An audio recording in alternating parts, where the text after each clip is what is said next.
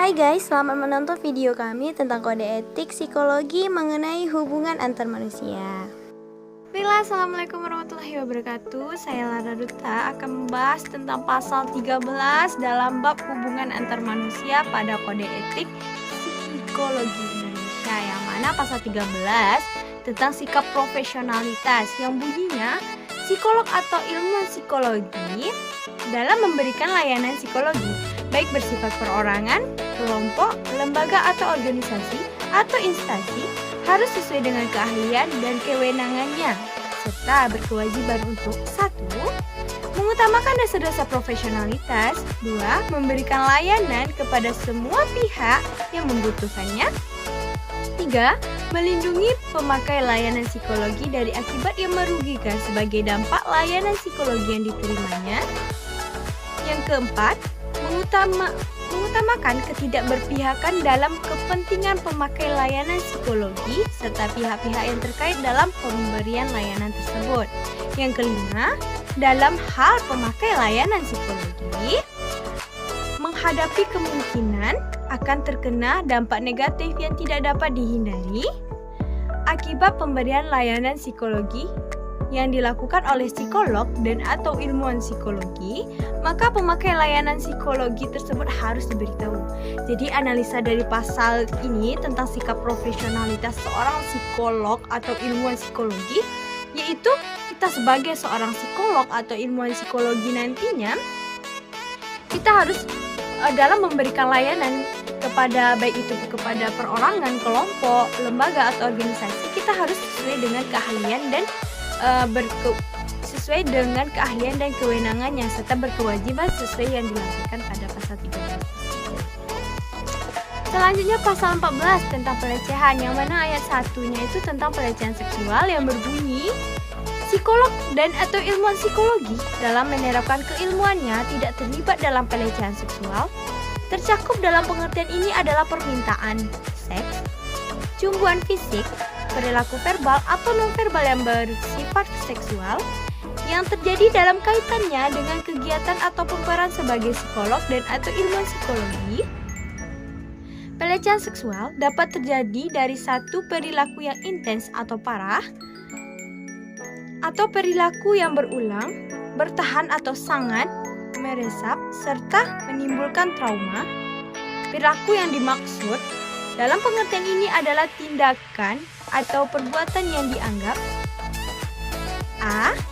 Tidak dihendaki, tidak sopan, dan dapat menimbulkan sakit hati atau dapat menimbulkan suasana tidak nyaman, rasa takut, mengandung permusuhan yang dalam hal ini psikolog atau ilmuwan psikologi mengetahui atau diberitahu mengenai hal tersebut. Atau yang B, bersikap keras atau cenderung menjadi kejam atau menghina terhadap seseorang dalam konteks tersebut. Yang C, sepatutnya menghindari hal-hal yang secara nalar merugikan atau patut diduga dapat merugikan pengguna layanan psikologi atau pihak lain. Baiklah, analisa dari pasal 14 ayat 1 ini tentang pelecehan seksual.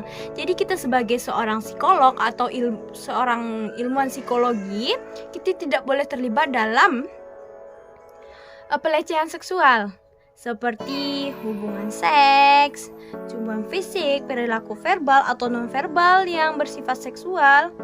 Intinya dalam proses memberikan layanan psikologi, baik kita sebagai psikolog atau ilmuwan psikologi, kita tidak terlibat dalam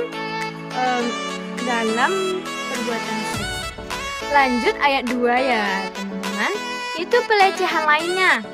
Nah, bunyi pasalnya, psikolog dan ilmuwan psikologi tidak diperkenankan secara sadar terlibat dalam perilaku yang melecehkan atau meremehkan individu yang berinteraksi dengan mereka dalam pekerjaan mereka, baik atas dasar usia, gender, ras, suku, bangsa, agama, orientasi seksual, kecacatan, bahasa, atau status sosial ekonomi. Analisis dari pasal 14 ayat 2 ini tentang pelecehan lainnya, yaitu kita sebagai seorang psikolog atau ilmuwan psikologi tidak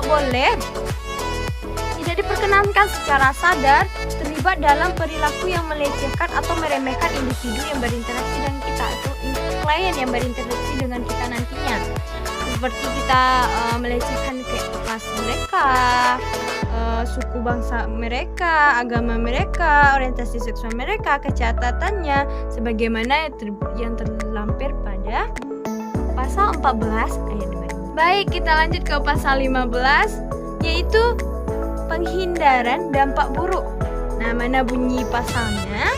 Psikolog dan atau ilmuwan psikologi mengambil langkah-langkah yang masuk akal untuk menghindari munculnya dampak buruk bagi pengguna layanan psikologi serta pihak-pihak lain yang terkait dalam kerja mereka, serta meminimalkan dampak buruk untuk hal-hal yang tak terhindarkan tetapi dapat diantisipasi sebelumnya. Dalam hal seperti ini, maka pemakai layanan psikologi serta pihak-pihak yang terlibat harus mendapatkan informasi tentang kemungkinan-kemungkinan tersebut. Nah, analisa dari pasal 15 tentang penghindaran dampak buruk ini, kita sebagai seorang psikolog atau ilmuwan psikologi mengambil langkah-langkah yang masuk akal untuk menghindari munculnya dampak buruk bagi pengguna layanan psikologi serta pihak-pihak yang terlibat atau yang terkait di dalam pemberian layanan psikologi. Dan kita juga harus meminimalisir atau meminimalkan dampak buruk untuk hal-hal yang tak terhindarkan tetapi dapat diantisipasi sebelumnya. Assalamualaikum warahmatullahi wabarakatuh. Baiklah, saya Amelia Agustin, NIM 193030604 akan menjelaskan tentang hubungan majemuk. Hubungan majemuk terjadi apabila psikologi atau ilmuwan psikolog sedang dalam peran profesionalnya dengan seorang dan dalam waktu yang bersamaan dia juga menjalani hubungan dengan orang yang memiliki hubungan psikologi. Dan selanjutnya pasal 16 ini juga membahas tentang psikolog atau ilmuwan dalam waktu yang bersama memiliki hubungan dengan seorang yang secara dekat berhubungan dengan orang yang memiliki hubungan profesional dengan psikolog atau ilmuwan psikolog tersebut. Dan pasal 17 saya akan menjelaskan sedikit, yaitu tentang konflik kepentingan untuk psikolog atau ilmuwan psikologi agar menghindari menggunakan efektivitas untuk kepentingan sendiri karena dapat berakibat buruk kepada layanan psikologi.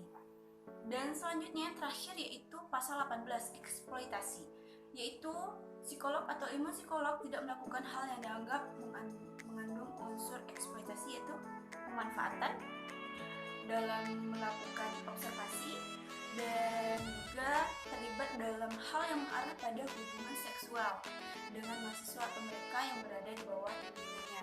Terus pemanfaatan atau eksploitasi atau terlibat dalam hal yang mengarah pada hubungan seksual penggunaan layanan psikologi. Baiklah, hanya itu saja yang saya sampaikan. Terlebih dan kurang akan disambung lagi kepada teman. Sekian dan terima kasih. Wassalamualaikum warahmatullahi wabarakatuh. Assalamualaikum warahmatullahi wabarakatuh. Baik, saya Miftahul Fadatin dengan NIM 193030629 akan melanjutkan pembahasan berikutnya, yaitu pasal 19 tentang hubungan profesional dan pasal 20 mengenai informed consent. Nah, kita masuk kepada pembahasan yang pertama, yaitunya pasal 19 mengenai hubungan profesional. Seorang psikolog dan atau ilmuwan psikologi memiliki dua jenis hubungan profesional, yaitunya hubungan profesi dengan sesama psikolog serta hubungannya dengan profesi lain. Seorang psikolog dan atau ilmuwan psikologi harus saling hormat menghormati antar rekan seprofesinya, saling memberikan umpan baik dan saling mengingatkan guna untuk mencegah terjadinya pelanggaran kode etik psikologi.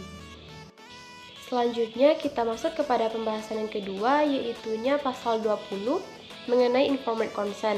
Nah, apa itu informed consent? Informed consent merupakan persetujuan dari orang yang akan melaksanakan proses di bidang psikologi, baik itu di bidang penelitian, pendidikan, pelatihan, asesmen, atau intervensi psikologi. Yang mana persetujuan tersebut dinyatakan dalam bentuk tertulis dan ditandatangani oleh orang yang menjalani pelaksanaan atau yang menjadi subjek penelitian dan saksi. Nah, sekian materi dari saya. Selanjutnya untuk pembahasan berikutnya akan dilanjutkan oleh rekan saya. Sekian, terima kasih. Assalamualaikum warahmatullahi wabarakatuh. Saya Neri Mulia akan melanjutkan materi selanjutnya tentang pasal 21 dan pasal 22. Itunya pasal 21 tentang layanan psikologi melalui organisasi. Psikolog dan ilmuwan psikologi yang memberikan layanan psikologi kepada organisasi atau perusahaan memberikan informasi sepenuhnya tentang sifat dan tujuan dari layanan psikologi. Individu yang menjalani layanan psikologi dan hubungan antar psikolog dengan organisasi atau perusahaan dan orang yang menjalani layanan psikologi, batas-batas kerahasiaan yang harus dijaga orang yang memiliki akses atau informasi. Apabila psikolog dilarang oleh organisasi peminta layanan untuk memberikan hasil informasi kepada orang yang menjalani layanan psikologi, maka hal tersebut harus diinformasikan sejak awal proses pemberian layanan psikologi selama berlangsung. Pasal 22, pengalihan dan penghentian layanan psikologi. Yang pertama, pengalihan layanan. Psikolog atau ilmuwan psikologi dapat mengalihkan layanan psikologi kepada sejawat lain rujukan karena yang pertama, ketidakmampuan psikolog dan atau ilmuwan psikologi, misalnya sakit atau meninggal. Yang kedua, salah satu dari mereka pindah ke kota lain. Yang ketiga, keterbatasan pengetahuan atau kompetensi dari psikolog dan individu atau ilmuwan psikologi. Yang D, keterbatasan pemberian imbalan dari penerima jasa layanan psikologi. Yang kedua, penghentian layanan. Psikolog atau ilmuwan psikologi harus menghentikan layanan psikologi apabila yang pertama, pengguna layanan psikologi sudah tidak memerlukan jasa layanan psikologi yang dilakukan. Yang kedua, ketergantungan dari pengguna layanan psikologi maupun orang yang menjalani pemeriksaan terhadap psikologi yang bersangkutan sehingga timbul perasaan tak nyaman atau tidak dekat pada satu atau kedua belah pihak. Mungkin hanya itu materi saya, terlebih kurang saya mohon maaf. Assalamualaikum warahmatullahi wabarakatuh. Terima kasih telah menonton. Semoga bermanfaat.